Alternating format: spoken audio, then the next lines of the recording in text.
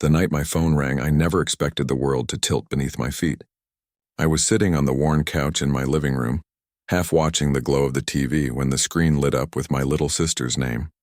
Normally, she called to gossip or nag me about coming home more often, but this time her voice came through cracked and trembling. "They broke Grandpa's arm!"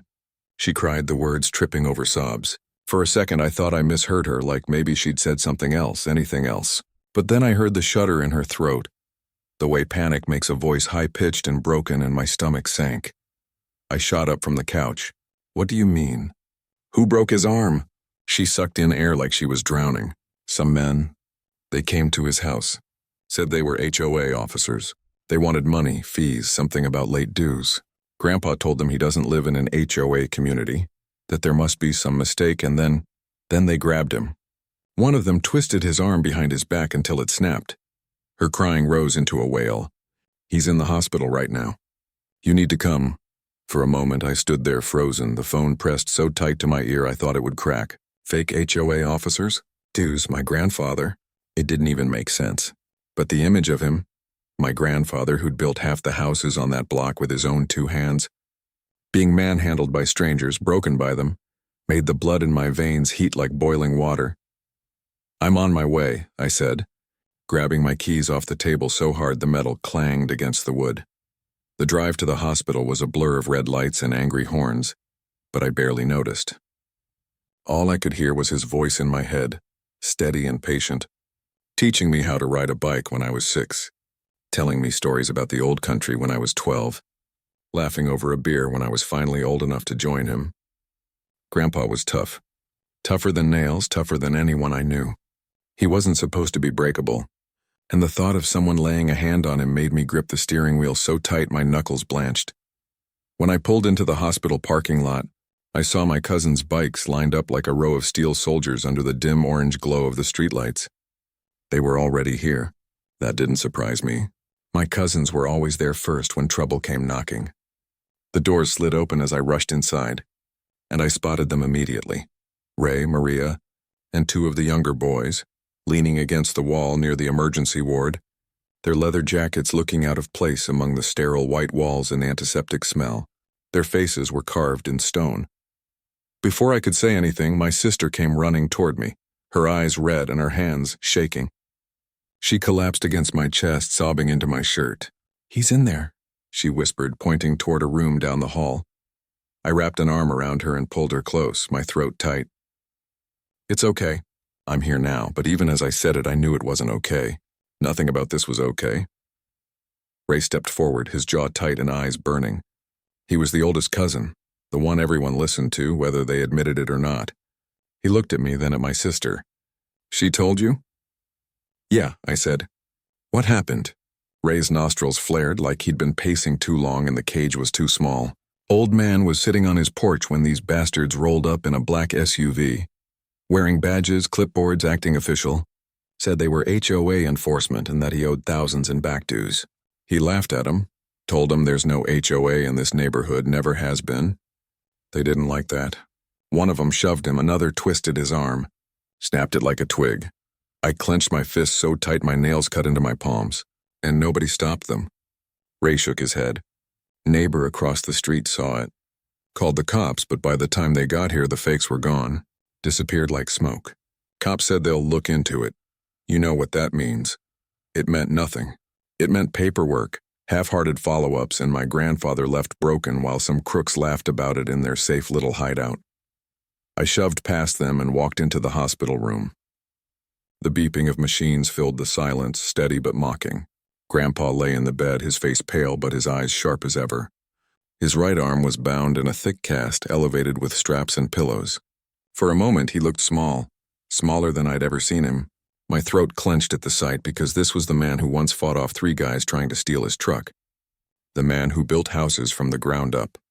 The man who could still outfish anyone in the family. And now he was lying there, broken by strangers pretending to be something they weren't. When he saw me, his mouth twitched into the faintest grin. "You look like hell, boy," he rasped. I pulled a chair up to his bedside and grabbed his good hand. "And you look better?" His chuckle was low but real, though it ended in a wince. "Bastards got me good. Don't worry, though. I've been through worse. I shook my head, anger bubbling again. You shouldn't have to go through anything. Who the hell were they? He shrugged with his one good shoulder. Said they were HOA officers. Told me I owed dues. You know, that's nonsense. This neighborhood doesn't have an HOA, never has. I know, I muttered. It's a scam. They're targeting old folks, people who won't question them. Grandpa's eyes darkened, his voice dropping low. I told them to get off my porch. That's when one of them grabbed me. I tried to pull free, but, well, I'm not 30 anymore. Next thing I knew, pain shot through my arm like fire. Heard the bone pop, my jaw locked. Every word he said painted the scene clearer in my head, and every detail made me burn hotter. My cousins had gathered just inside the doorway now, listening silently. Ray's fists were balled, Maria's face was stone, and the younger boys shifted restlessly like caged animals. They left me there like trash, Grandpa finished, his eyes gleaming with shame he didn't deserve. Your grandmother would have had my hide if she saw me like that. He gave a soft laugh, but it was bitter. I leaned closer, my voice low and steady. You don't need to worry about them anymore. We'll take care of it. For a second, he looked at me sharply, like he knew exactly what I meant. His gaze drifted past me to Ray, then Maria. He sighed. Don't go doing something stupid. Cops are supposed to handle this. Ray finally spoke up, his voice like gravel.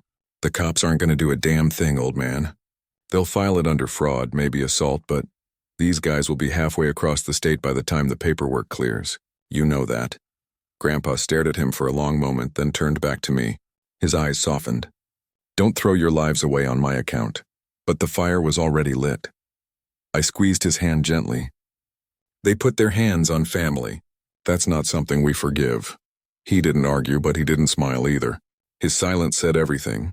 The room filled with quiet, only the beeping machines breaking it. Outside, I could hear the distant rumble of motorcycles as more cousins arrived, the sound like thunder rolling in. They were gathering. The family was coiling tight, ready to strike. Ray leaned close to me, his voice a whisper but sharp enough to cut glass. They messed with the wrong bloodline. Tomorrow night, we hunt. My sister gasped softly behind me, but no one else spoke. The decision had been made, and it wasn't spoken out of impulse. It was a promise. As I sat there holding my grandfather's hand, watching the lines of pain etching his face deeper, I felt something inside me harden. The world outside might see us as rough, as loud as bikers with bad reputations, but they didn't understand the one rule that bound us tighter than steel. No one touch his family, and those fake HOA officers were about to learn that rule the hard way. The night carried, the kind of weight that made the air feel thick, like it was pressing down on your chest. After leaving the hospital, we regrouped at Ray's garage. It wasn't just a place to fix bikes, it was the nerve center of the family. Tools hung on the walls. The smell of oil and steel filled the air, and the low rumble of Harleys waiting to roar sat like a heartbeat in the corner. We gathered around an old wooden table scarred by burn marks and knife scratches, the kind of table where serious decisions always got made. Ray stood at the head, a cigarette glowing between his fingers, smoke curling around his hard jawline. His eyes scanned each of us like he was weighing souls. Maria leaned back in her chair, arms crossed, her sharp eyes glittering like blades in the dim light. The younger cousins, Dom and Ricky, shifted impatiently, their fists clenching and unclenching, hungry for something they didn't fully understand yet. I sat close, my mind replaying Grandpa's face, the cast, the way his voice trembled when he admitted they'd left him broken on his own porch. They came in a black SUV, Ray began, his voice low but carrying through the garage. Neighbor said it was a Chevy Suburban, late model, tinted windows. Fake plates, but I got a contact in DMV who owes me a favor. He's digging. For now, we know they're hiding in a rental across town. 2 blocks off Maple, big house with too many cars out front. He took a long drag of his cigarette, exhaling slowly. We pay them a visit, Maria smirked, her voice cool and sharp. Visit? You mean we burn them out? Dom's head snapped up eagerly. Yeah, let's torch the whole damn place. Let him feel what Grandpa felt. Ray raised a hand and the garage went silent. No, we do this clean. No bodies, no arson. We send a message. They need to know what happens when you put your hands on family. Ricky grumbled. Why not just break their bones the way they did to him? Seems fair. I finally spoke, my voice heavier than I meant it to be, because fair ain't enough. They humiliated him. They thought they could walk in with fake badges and break an old man because no one would fight back. We don't just make it even. We make them wish they never set foot on our street. The room nodded, a silent wave of agreement.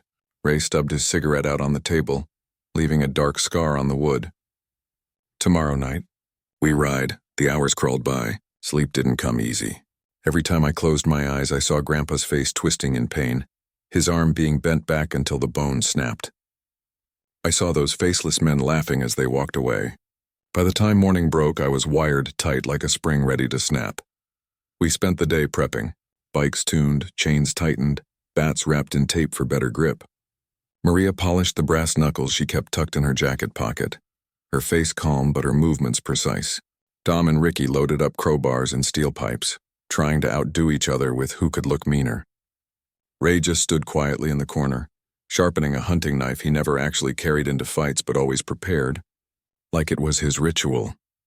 By the time the sun dipped below the horizon, the energy was electric. The garage door rolled open, and one by one the Harleys came to life, engines growling like wild animals ready to be unleashed. The sound shook the ground, rattled windows, made the night itself sit up and pay attention. We rolled out in formation, the air thick with exhaust and adrenaline. The ride across town was a blur of neon lights and empty roads. Cars pulled over when they heard us coming. Pedestrians turned their heads to watch, some with fear, some with admiration.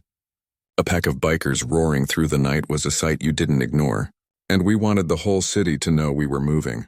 When we turned onto Maple, the house stood out immediately. Big, two-story, rented cheap but trying too hard to look important. The driveway was cluttered with shiny SUVs, some with those fake HOA stickers slapped on the dash like a joke. Lights were on inside, silhouettes moving past the curtains. They weren't scared. They thought they were safe. Ray slowed his bike and raised a fist. The pack stopped as one, engines idling like growls in the dark. He turned his head, eyes scanning each of us. Remember, this ain't about killing.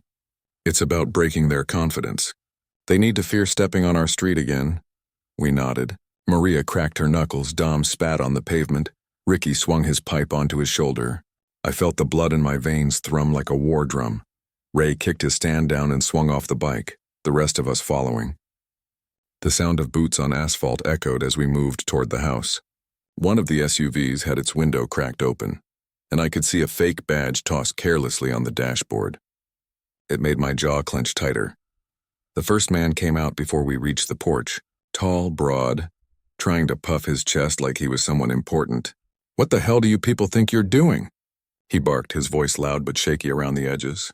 Behind him, two more men appeared, one holding a clipboard like it was some kind of shield. Ray smiled, but it wasn't friendly. It was the kind of smile that meant bad things were coming. "Collecting dues," he said evenly, his voice dripping with menace. Maria stepped forward, her brass knuckles glinting in the porch light.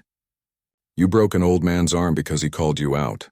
That's coward's work," the man with the clipboard sneered, trying to recover his footing. "He owed fees. That's how it works. You don't pay, you face consequences. Maybe you idiots don't understand rules." I stepped up then, my voice low but sharp. "There's no HOA in that neighborhood. You knew that. You just thought you could scam an old man, hurt him, and walk away." The leader scoffed, but I could see the flicker of doubt in his eyes as the rest of us closed in.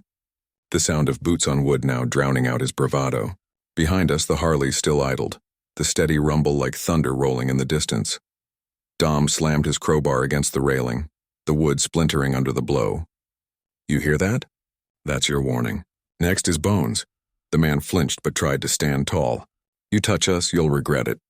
We got connections." Maria laughed coldly, stepping so close their noses almost touched. "So do we." And then the storm broke. Dom and Ricky smashed the headlights of the nearest SUV, glass shattering across the driveway. Maria swung her fist into the clipboard man's gut, the sound of air rushing out of him louder than his cry. Ray flipped the nearest trash can, sending it crashing against the porch. The men scrambled, shouting, but their words meant nothing now. I grabbed the leader by the collar, yanking him close so he could see the fury burning in my eyes. "You think breaking old men makes you tough? Look at me now. Look at what you started." He stammered, trying to form words, but fear had taken his tongue. His legs buckled, and I shoved him down onto the porch, his clipboard skittering away like a discarded lie. The chaos spread. Tires were slashed, furniture was dragged out and thrown onto the street. The glow of headlights from our bikes lit the whole scene like a stage, every move amplified under the roar of engines. Neighbors peeked from their windows, some whispering, some cheering quietly, because they knew who these men really were. Maria held the brass knuckles an inch from the leader's face. "Touch another old man and I won't stop at your gut next time. Do you understand?" He nodded frantically, sweat pouring down his face. Then the sirens came. Red and blue lights cut through the dark as police cars screeched to a halt at the end of the block. For a split second, my chest tightened. We weren't here to be arrested. But as the officers spilled out, guns drawn, something strange happened. They didn't point them at us. Instead, their eyes locked on the fake officers sprawled on the ground. The wrecked SUVs, the fake badges scattered across the porch. One of the cops shouted, "Hands where we can see them!" But he was looking at the imposters, not us. The leader tried to protest, yelling about harassment, but one of the cops shoved him face first against the hood of his SUV, cuffing him tight. Another officer picked up a fake badge and sneered. "We've been looking for these clowns for months.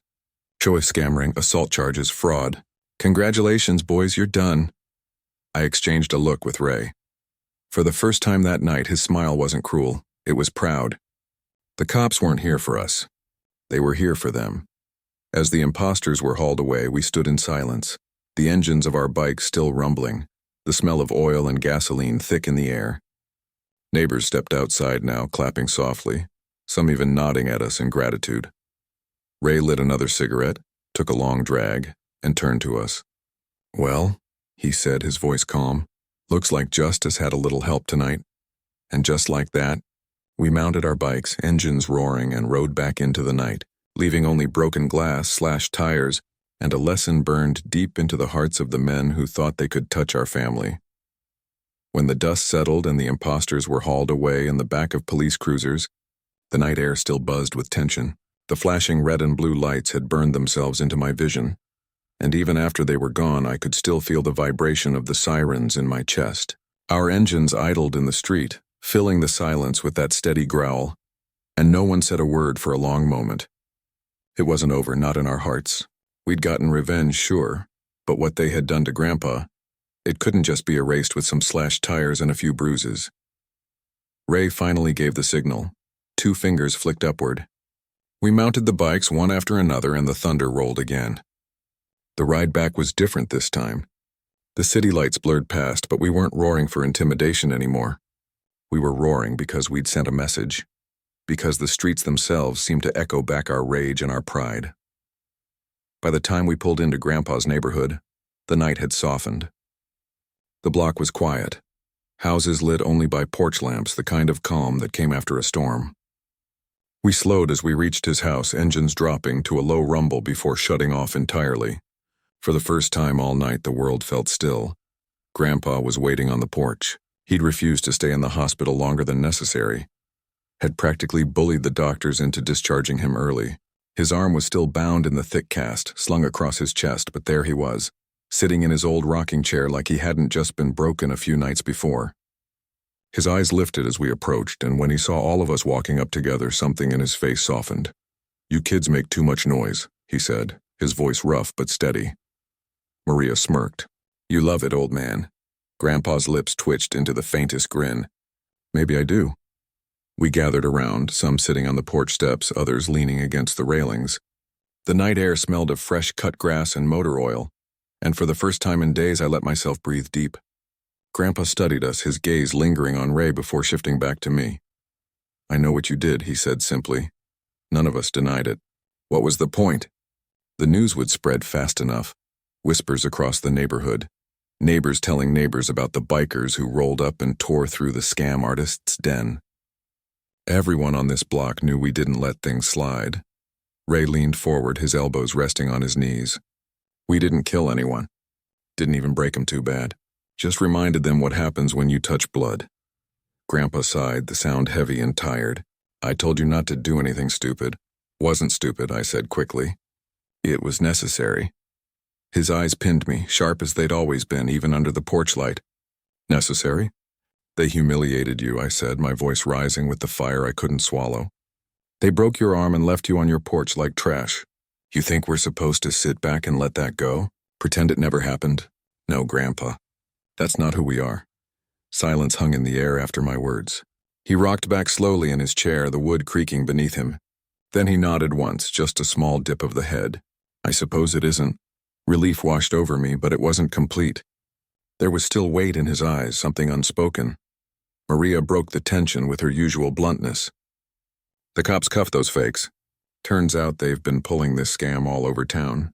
Dozens of old folks ripped off, beaten, scared. Guess we just sped up the process of shutting them down. Grandpa's mouth curved into a thin smile. Cops never do anything until they're embarrassed into it. You embarrassed them good. We laughed then, all of us, the sound filling the night like a release valve finally opening. It wasn't hysterical laughter, just the kind that comes when tension breaks and family gathers close. Dom pulled a pack of beers from his bag, passing them around. Even Grandpa took one, holding it awkwardly in his good hand. We drank together under the soft hum of the porch light, the cicadas singing in the trees, the faint scent of gasoline still clinging to our jackets. But it wasn't just about drinking. It was about the ritual, the gathering, the act of being together. Every gulp was a promise, every laugh a reminder that no matter what the world threw at us, we'd answer back as one. As the night deepened, Grandpa began to talk. He told stories like he always did, but this time there was a sharpness to his words. He spoke about when he was younger, about standing up to men twice his size, about protecting the block from gangs that used to shake down shopkeepers. We didn't call cops back then either, he said, his eyes glinting. We handled our own. But I'll tell you what, violence sticks with you. It gets in your bones. You make sure you only use it when you got no other choice. Ray raised his beer in a quiet salute. This was one of those times. Grandpa held his gaze for a long second, then clinked his bottle against Ray's. Maybe so. We sat in that circle of light for hours, listening, talking, letting the night wrap around us like a blanket. For the first time since the phone call, I felt the knot in my chest loosen. We had done what needed to be done, and more importantly, we had done it together. At some point, Ricky pulled out his phone and showed Grandpa a picture someone had snapped of us outside the scam house. Bikes lined up, engines roaring, imposters cowering in the glow of headlights. It looked like something out of a movie. Grandpa studied it for a long time, his face unreadable. Finally, he chuckled, shaking his head. Hell, you kids look like avenging angels. Loud, greasy angels, but angels all the same. The porch filled with laughter again, deep and honest. As the night thinned and the first hints of dawn brushed the horizon, one by one we began to drift. Dom and Ricky left first, engines echoing down the quiet street. Maria lingered, sharing one last smoke with Ray before heading out herself. Eventually, it was just me and Ray left with Grandpa, the three of us watching the sky lighten. Grandpa's eyes had grown heavy, but he fought to stay awake, stubborn as always. You know, he said softly, you kids scare people sometimes. They see the bikes, the leather, the noise, and they think you're trouble. Ray smiled faintly. Sometimes we are. Maybe, Grandpa said, his voice growing distant, but tonight you were what this family needed. He closed his eyes then, the rocking chair creaking gently as sleep finally pulled him under. Ray and I sat in silence, listening to his steady breathing, watching the world turn from night to morning. The engines were quiet now, the chaos behind us. All that remained was the bond, the kind you can't break, no matter how many fake officers or broken bones come your way. When the sun finally rose, casting golden light across the porch, I looked at Ray and knew the truth.